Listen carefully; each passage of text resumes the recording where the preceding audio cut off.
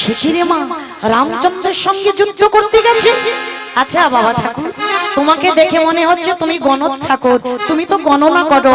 আচ্ছা গণত ঠাকুর, বাবাজি তুমি একবার ওই মাটিতে খড়ি পেতে অঙ্কন করে একবার বলে দিতে পারবে আজ রামের জয় হবে না আমার স্বামীর জয় হবে? কথাটা শুনে হনুমান মনে মনে করছে, প্রভু এটাই তো আমি চাইছিলাম, কখন ওই মেয়ে আমার কাছে জানতে চাইবে।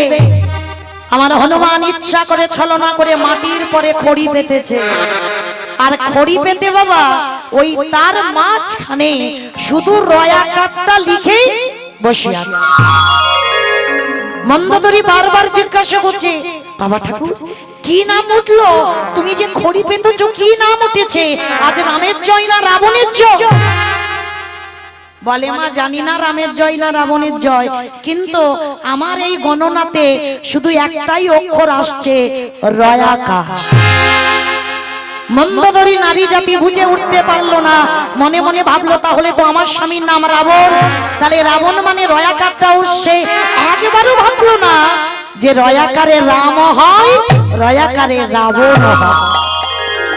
মন্দোদরী ভাবলো তাহলে আজ আমার স্বামীর জয় হবে। হনুমান ছলনা করে বলল, হ্যাঁ রে মা, আজকের আমি গণনায় দেখছি আজকের রামের জয় নয়, আজকে তোর স্বামীর জয় হবে।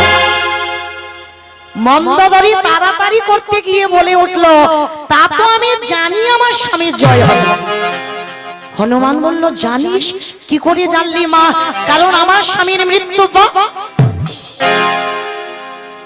মুখটা চেপে ধরেছে, সর্বনাশ, আমি এটা কি করতে যাচ্ছিলাম? আমার স্বামী বারবার বলে দিয়েছিল, মন্দোদরী আমার মৃত্যুবান আমি তোমার কাছে রেখে যাচ্ছি, তুমি কাউকে বলবে না, কাউকে দেবে না। আর এটা আমি কি করতে যাচ্ছিলাম? আমার মুখ থেকে সেই মৃত্যুবান নেবে। হনুমান তো কায়দা করে এসেছে ওইটাই নেবে বলে। মা তুই যেন কি বলতে গিয়ে থেমে গেলি। না না বাবাজি না, আমি বলতে পারবো না ওই কথা। আরে পাগলি, কেন বলতে পারবি না? কারণ আমি তো গণনা করে তোকে বলে দিলাম আজকে তোর স্বামীর জয় হবে, তাহলে তোর স্বামীর তো মৃত্যু হবে না। মন্দোদরী বলছে, তা তো আমি জানি, কারণ আমার স্বামীর মৃত্যু বান তো আমার কাছে লুকানো। রাবণ যে কথা বলতে বারবার বারণ করে দিল, সেই কথাটা বাবা দেখেন পেটের ভিতর থেকে উদ্গার হয়ে গেল। কারণ এটা তো অভিশাপ। আমার দাদা ভাই বাবা ঠাকুরদের একটা কথা নিষেধ করে যায় আমার ভাইরা, যারা যারা সংসার করেছে, যারা সংসার করনি তাদের কথা বাদ দাও, যারা সংসারী হয়েছে খবরদার এই মৌমিতার একটা কথা মেনে চলবে। মায়েরা তোমরা যেন রাগ করো না, আমিও তো নারী জাতি, এ কথাটা আমার দাদা ভাই বাবাদের ভাইদের জানা দরকার। কারণ অতি গোপনীয় কথা যেন ভুলবশত আমার মায়েদেরকে কোনোদিন বলে দিও। কেন জানো? ওদের পেটে বাবা এক থালা ভাত হজম হবে, কিন্তু বাবা একটা কথা হজম হবে। ও কোনো না কোনো দিন বাবা সে পেটের ভিতরে ফুটফাট করবে, কখন বেরোবে? কারণ কোনো না কোনো দিন বেরোবেই বেরোবে। যদি বলেন এটা অভিশাপ দিয়েছিল কে জানো? মহাভারতে মা কুন্তী। কুমারী বেলার যে সন্তান কাম দিয়ে প্রসব হয়েছিল কর্ণ, কোনদিন বলল না কারোর কাছে কুন্তী লজ্জায় ঘৃণা। কিন্তু বাবা যেদিন কুরুক্ষেত্রের মাঠে কর্ণ নিধন হলো, সেদিন কর্ণের মরা মাথাটাকে নিয়ে কেঁদেছিল।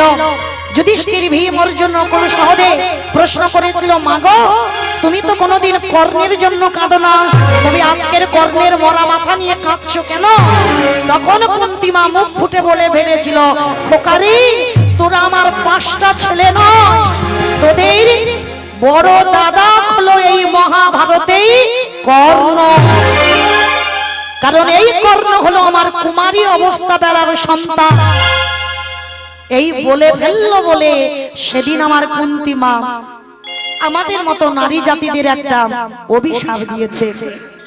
আমাদের পেটে যখন সহ্য হলো না, আগত কলির জীব প্রত্যেকটা নারী জাতির পেটেও একটা কথা সহ্য হবে না, ও কোনো না কোনো দিন বহির প্রকাশ হবেই হবে। দেখেন মা তার প্রমাণ। রাবণ বলে গেল মন্দোদরী, আমার মৃত্যুবাণ তোমার কাছে দিয়ে গেলাম, খবরদার তুমি যেন কোনোদিন কাউকে বলে দিও না। কিন্তু বাবা মুখ ফুটে বেরিয়ে গেল। এইবার হনুমান মনে মনে চিন্তা করছে, কোথায় রেখেছো মা সেই মৃত্যুবাণ? বলে বাবা তুমি যেন ওই মুখ পোড়া হনুমানকে বলে দিও না। আমা ও বেটাই তো হনুমান।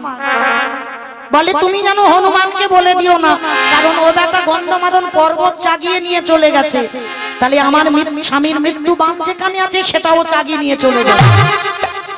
বলে মা তুমি ভেবো না, আমি বলবো না। বলো কোথায় রেখেছো মৃত্যুবাণ? ওই ফটিক স্তম্ভের ভিতর। এইবার হনুমান ছলনা করে মন্দোদরীকে বলল, মা এবার তো যাবার সময় হয়েছে আমার, আমাকে একটু জল সেবা করাতে পারো? ঠিক আছে বাবা আপনি বসে, আমি দেখছি একটু জল সেবা করাতে পারি কিনা। মন্দোদরী গেল অন্দর মহলে, আর ঠিক সেই সময় ওই হনুমান একেবারে গন্ধমাদন পর্বতের মতো ওই ফটিক স্তম্ভটাকে চাগিয়ে তুলে দিয়েছে। আর দিয়ে দেখে না বাবা ওর ভিতরে রাবণের মৃত্যুবাণ, আর ওই মৃত্যুবাণটা নিয়ে উঠতে উঠতে চলে যাচ্ছে। মন্দোদরী চিৎকার করলো, হনুমান হনুমান।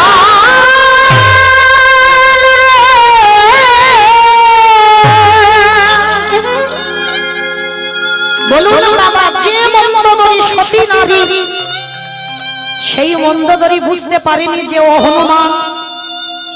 বুঝতে পেরেছি, তাহলে কিসের জন্য স্বামীর মৃত্যু বাণটাকে তুলে দিল?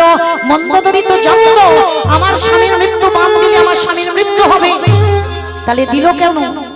তার একটাই কারণ রাবণ যদি রামের সঙ্গে মিত্রতা করত 7 জনম টাইম লাগত, আর এই যে রামচন্দ্রের সঙ্গে শত্রুতা করেছে মানে 3 জনম পরে, এরা তো ছিল স্বর্গের জয় বিজয়, 3 জনম পরে এরা উদ্ধার পেয়ে যাবে। তাহলে যত তাড়াতাড়ি আমার স্বামীর মৃত্যু হবে তত আমার স্বামীর ভালো, তাই তো মৃত্যুবাণটা হনুমানের হাতে তুলে দিয়েছিল। দেখেন বাবা একই নারী স্বামীকে মৃত্যুর মুখে ঠেলে দিল, আবার ওই রকম নারী দেখেন বাবা মা বেহুলা স্বর্গের দ্বারে দ্বারে ঘুরছে স্বামীর মরা হাড়গুলো নিয়ে, সে মাংস তো নেই হাড়গুলো নিয়ে ঘুরেছে, আর ঘুরে ঘুরে সেই লক্ষ্মীন্দারের প্রাণ নিয়ে চাঁদ সওদাগরের কাছে ফিরিয়ে দিল। সাবিত্রী মা তার সতীত্ব দিয়ে তার সত্যবানকে বাঁচালো। অনুসুয়া মা সূর্যদেবকে, একটা মর্তধামের নারী সূর্যদেবকে উঠতে দিল না। তাহলে দেখেছেন নারীরা সব পারে, রাখলে রাখতে পারে, মারলে মারতে পারে, এরা দুর্বল না, মনে রাখবেন বাবা। আবার এই নারী যদি বামে না থাকে ভজন হবে না, হবে কি বাবা? নারীকে তোমার বামে রাখতে হবে, কারণ এটা কলিযুগ, সংসার ধর্ম বড় ধর্ম। যার জন্য দেবর্ষি নারদ কলিকালে শ্রীবাস পণ্ডিত হয়ে মালিনীকে বিয়ে করলো। শুধু মালিনীকে বিয়ে করলো না, তার একটা পুত্র সন্তান হলো যার নাম হলো কৃষ্ণদাস। মানে ঘোর সংসারী। কলিকালে যদি সংসার না করো তাহলে বাবা, যদি বলে হরি বল হরি বল রাধে রাধে, তবে বাবা আমরা সহধর্মিণীকে বামে রেখে দিই, কিন্তু আমার গুরু মশাই বলে যখন ভজন সাধনে বসবে তোমার সহধর্মিণীকে ডান দিকে নিয়ে বসাতে হবে। নিতাই গৌর প্রেমানন্দে হরি হরি বল। কারণ তোমার সহধর্মিণী মানে অর্ধাঙ্গিনী, চলাফেরাই তুমি তাকে বামে রাখতে পারো, কিন্তু যখন ভজনে বসবে তখন কিন্তু তোমাকে তাকে গুরু জ্ঞানে তোমাকে ডান দিকে বসাতে হবে। কেন? চণ্ডী ঠাকুরের পাশে রানী রজকিনী যদি না হতো কৃষ্ণ ভজন হতো না, বিল্লমঙ্গলের পাশে যদি পতিতা চিন্তামণি না থাকতো ভজন হতো না, জয়দেব গোস্বামীর পাশেই মা পদ্মাবতী যদি না থাকতো ভজন হতো না, আবার কলিকালে মহাপ্রভুর পাশে বধূ বিষ্ণুপ্রিয়া যদি না থাকতো, কোনদিন 24 বছর বয়সে প্রাপ্ত যৌবন বয়সের ছেলে আজকে 14 বছরের মেয়েটাকে ফেলে রেখে কোনদিন সন্ন্যাসী হতে পারতো না। তাহলে বাবা ঠাকুর ভজন করতে গেলে চেষ্টা করবেন। কে কি বলবে আপনারা বিশ্বাস করবেন না, কিন্তু ভজনের সময় নারীরা হলো শক্তি আর পুরুষেরা হলো শক্তি মা। ভজনের সময় ডান দিকে বসিয়ে তোমার আরাধনা করতে হবে। নিতাই গৌর হরি বল, হরি বল, হরি বল। তাহলে মায়েরা আমি ছিলাম কোথায়? এটাই তত্ত্ব। যেখানে যাও না কেন বাবা, যেখান থেকে যাচ্ছি সেখানে ফিরতে হবে। বালক ছিলাম কোথায়? গন্ডগোল হয়ে গেছে। মায়াবতী, কাটোয়া কাঞ্চননগর। মায়াবতীকে বলছে, মায়া তুমি আমার বউ নয়, তুমি আমার স্ত্রী নয়, তুমি হলেন আমার সহধর্মিণী। কি মায়েরা মনে পড়ছে? এই জায়গাতে ছিলাম তো, চলো আবার এখান থেকে যাই।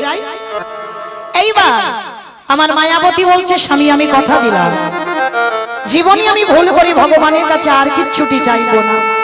প্রতিনিয়ত ভগবানের আরাধনা করে। একদিন আমার ভগবান দৈববাণী করলো, মায়াবতী তুমি সন্তানের জননী হবে, তুমি সন্তানের মা ডাকও শুনতে পাবে, কিন্তু তোমার ললাটে একটা লিখন আছে। কি লিখো? যদি তুমি সন্তানকে বাঁচাতে চাও, চিরজনমের মতো তোমার স্বামী প্রাণ হারাবে। আর যদি তুমি তোমার স্বামীকে বাঁচাতে চাও, চিরজনমের মতো তোমার সন্তান গর্ভেই মারা যাবে। চিৎকার করে বলে উঠল, দয়াময় দয়াময়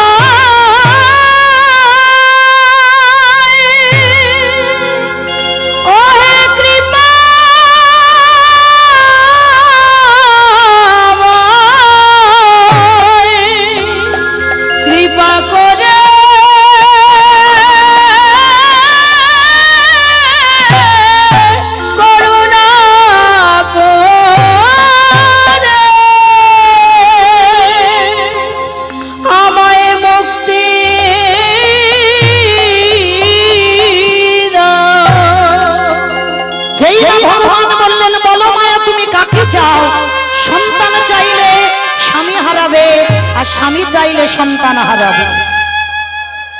মায়েরা কত বড় কঠিন পরীক্ষার মুখে দাঁড়াতে হলো দেখে। আস্তে আস্তে কত বড় কঠিন পরীক্ষা। আচ্ছা বলেন তো মা, আপনারা স্বামীকে বেশি ভালোবাসেন না সন্তানকে বেশি ভালোবাসেন? কাকে?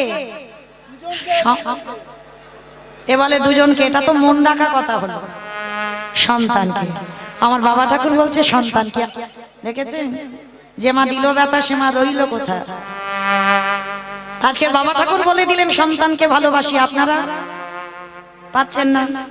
ভয় আছে, হয়তো স্বামী কোথাও বসে আছে।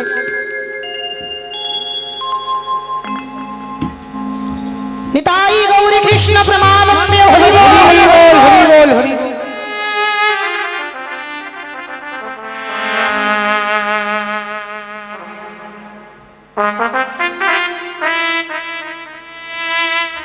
তো মায়েরা আজকের মায়াবতী এক বাক্যে বলেছিল, আমি আমার স্বামীকে নয়, আমি আমার সন্তানকে বেশি ভালোবাসি। যদি বলেন কেন মা, যেটা আপনারা বলতে ভয় পাচ্ছেন, ভয়ের কোনো কারণ নাই। এখানে কেউ কারোর স্বামী নয়, কেউ কারোর ভাসুর নয়, কেউ কারোর শ্বশুর নয়। আমাদের একটাই পরিচয়, আমরা হলাম কৃষ্ণচরণের দাস। যে কথাটা বলতে হবে বাবা একটু বিচার করে বলতে হবে। এই যে আমরা বললাম সন্তান বেশি ভালোবাসি, কেন জানি? এই পৃথিবীতে যখন এসেছি বাবা একদিন তো চলে যেতেই হবে। আমাদের মতো নারী জাতিতে যদি পরপর কন্যা সন্তান হয়, আমরা একটা পুত্রের জন্য 7 ঠাকুরের কাছে মানত করি। কেন করি ওমা, কেন করি? ছেলে বৌমার কাছে ভাত পাবো বলে? উল্টে তোমায় রেঁধে খাওয়াতে হবে, তৈরি হবে। তাহলে ছেলে বউয়ের কাছে ভাত পাওয়ার জন্য নয়। তাহলে কি ছেলের হাতে পিণ্ড নেবার জন্য? তাও নয়। তাহলে ছেলে মুখে আগুন দেবে তার জন্য? তাও নয়। তাহলে কিসের জন্য? হ্যাঁ, সবাই জানি, জেনে না জানার ভান করি। তাহলে কেন সন্তান? আমার অবর্তমানে আমার মন্দিরে যেন একটা প্রদীপ জ্বলে। কিন্তু বাবা ছেলে যে প্রদীপ দেবে, ছেলেটা তৈরি করবে কে? হ্যাঁ কি গো মায়েরা, এই জগৎ সংসারে বাবা হলো বীজ, মা হলো ক্ষেত্র বা মাটি। বীজ যে বপন করে দিল, মাটিতে যদি নোনা লেগে যায়, মাটিতে যদি আগাছা কুগাছা জন্মে যায়, ও মাটির ফসলটা ভালো হবে কি করে? এখানে কিন্তু আমার বাবাদের ভূমিকা থাকে না, একটা সন্তান লালন পালন করবার ভূমিকা সব থেকে বেশি তার মা। একটা নারী পারে তার পরিবারটাকে কৃষ্ণ ভক্তের পরিবার করতে। একটা নারী পারে একাদশীর দিনে যদি সে মনে করে যে আমার বাড়িতে আজকের অন্ন হবে না, যদি নারী মনে করে তাহলে কিন্তু বাবা হবে। এটা পুরুষরা পারবে না, নারী জাতিরা পারবে। তাই মায়েরা চরণ ধরে বলে যায়, নিজের ধর্মটাকে বজায় রাখতে শেখে। এই পৃথিবীতে বাবা সব থেকে আদি ধর্ম হলো আমার এই সনাতন ধর্ম, এই কৃষ্ণ নাম। আর যত সব ধর্ম আছে বাবা এই সনাতন ধর্মের পরে। তাহলে যারা পরে এসেছে তাদের কেন আরাধনা করবে? আরাধনা যদি করতে হয় আমরা হিন্দু, আর হিন্দু জাতি হয়ে আমরা সনাতন ধর্মের মানুষ হয়ে আমরা কৃষ্ণ সেবা করব, কৃষ্ণ ভজন করব, সন্তানদেরকে শেখাবো সাধুগুরু বৈষ্ণবদের পদধূলা নেবার। নিতাই গৌর প্রেমানন্দে চরণ ধরে বলে যাই মা, কোনদিন ভুল করে পদভ্রষ্ট হয়ে যেও না। যদি ভুল করে তোমার চলার পথটা নষ্ট হয়ে যায়, আমার গোবিন্দ কোনদিন ক্ষমা করবে না। সেই পরিবারটা ধ্বংস হয়ে যাবে। সেই পরিবারে দেখবেন বাবা অসুখ বিসুখ রোগ নানা সর্বক্ষণ লেগে আছে, কোনদিন মঙ্গল হবে না। তো আজকে এই নারীরা পারে তার সন্তান তৈরি করতে। তো আজকের লীলা মায়াবতী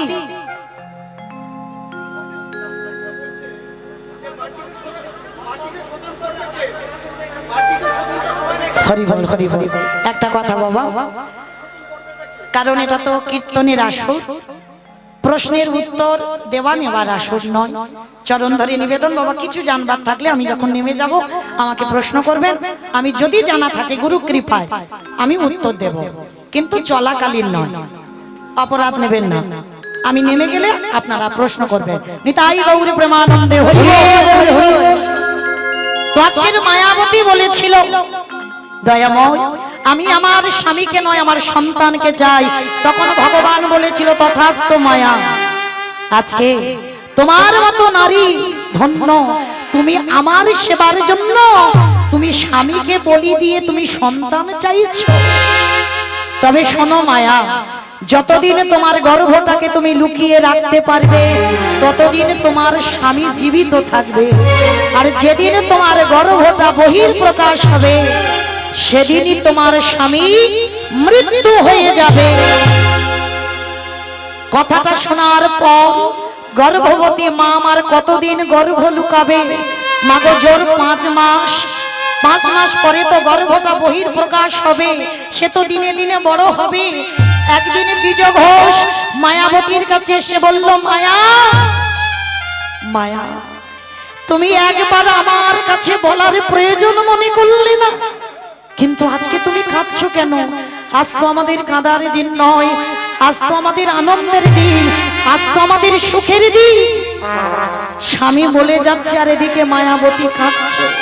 স্বামী আজকে তুমি তোমার এই সন্তানের কথা জেনে গেলে মানে আজই দৈব দুর্ঘটনায় তোমার মৃত্যু হয়ে যাবে। হঠাৎ বাবা অজানা জ্বর এসে দ্বিজ ঘোষের শরীরে প্রবেশ করল। হঠাৎ বুকের যন্ত্রণা, এত অসহ্য জ্বালা, এত অসহ্য যন্ত্রণা, ধুলাই গড়াগড়ি যাচ্ছে আর ডাক দিচ্ছে মায়া মায়াবতী।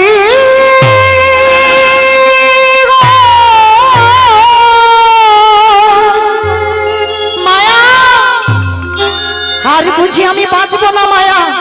তোমার যে অদৃষ্টে লেখা ছিল আমার সন্তানের কথা জানতে পারলে আমি দেহ রাখবো, এত বুকের যন্ত্রণা। দ্বিজ ঘোষ বলছে মায়া একবার আমার কাছে এসো মায়া, তুমি আমাকে স্পর্শ করে কথা দাও, যে সন্তান তোমার গর্ভে আছে ওকে করে তুলবে তুমি। কৃষ্ণ ভক্ত। কথাটা বলে দ্বিজ ঘোষে মৃত্যু হয়ে গেল। আর যেই না মৃত্যু হয়ে গেল, মায়াবতী একা 5 মাসের গর্ভবতী মা। অমাইরা, সন্তান ভালোবাসি বলে এই নয় যে আমরা স্বামী ভালোবাসি না। স্বামী যদি 19 হয়, সন্তান হবে 20। কিন্তু এই পৃথিবীতে মা স্বামী আছে আমরা বুঝি না। যদি কেউ হারিয়ে ফেলে, সেদিন বুঝবে তোমার চারিদিকটা অন্ধকার, আর তোমার ভালোবাসার মানুষটা রইবে না। মায়াবতী স্বামীর মরা মাথাটা নিয়ে কাঁদছে। গ্রামের লোকজনেরা এসে বললেন, কি রে, স্বামীটাকে খেয়েছিস, গরিবের পাপটাকে এবার খাবি, আবার আমাদের বাড়িতে খেতে এসেছিস? দূর হয়ে যা, বেরিয়ে যা, আমরা কেউ তোকে খেতে দেব না। পাগলিনীর মতো মা আমার স্বামীর মাথাটা নিয়ে কাঁদছে। বলো না দয়াময়, তোমায় যারা ভালোবাসে তাদের কি এমনি করে কাঁদতে হয়? কি অন্যায় করেছিলাম তোমার কাছে? চিরজনমের মতো স্বামীটাকে কেড়ে নিলে। বলতে পারো আমি একদিনের এই শিশুটাকে কি খাইয়ে রাখবো? আমি এই সন্তানটাকে মানুষ করব কি করি? ভক্ত বাৎসল্য ভগবান। মায়েরা মনে রাখবেন, ভক্ত যদি নয়ন জলে ভাসে, আমার ভগবান থাকতে পারে না। বৈষ্ণবের রূপ ধারণ করে এসে বলল, মায়া কাঁদিস না মা, কাঁদিস না। কাঁদবি কেন? ওরে একটা কথা মনে রাখবি মা, এই পৃথিবীতে কেউ রবে না,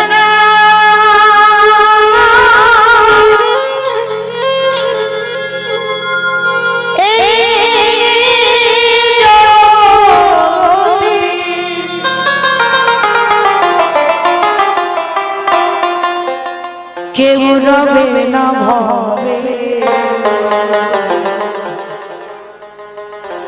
মনে রাখবেন মা, এই যে মায়ের মন্দির দর্শন করলাম, দেখে মনে হচ্ছে অনেক দিনে এই মন্দিরও থাকবে, এই হরি মন্দির এটাও থাকবে।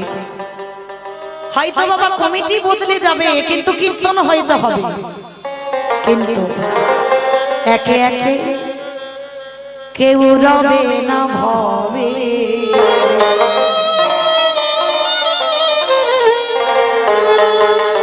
দুদিন আগে দুদিন পরে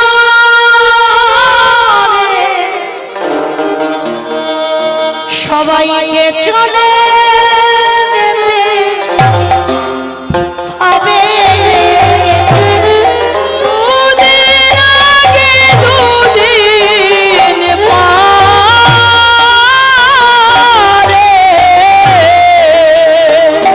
আমাদের চলে যেতে হবে। কেউ রবি না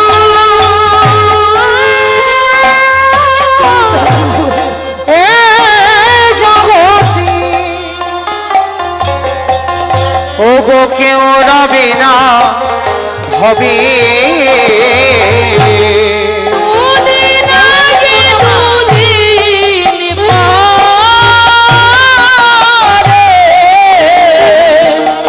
আমাদের চলে যেতে হবে। দুদিন আগে দুদিন পরে আমাদের চলে যেতে হবে।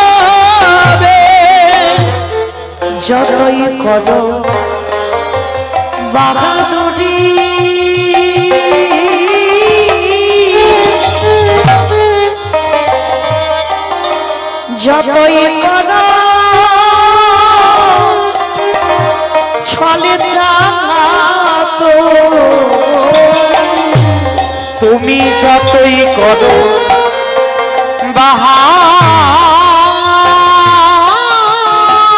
বাহাদুরি, যতই করো ছলে চাতুরি, আমাদের আসবে সময় নিয়ে যা, আমাদের আসবে সময় নিয়ে যাবে এই শূন্য দেহ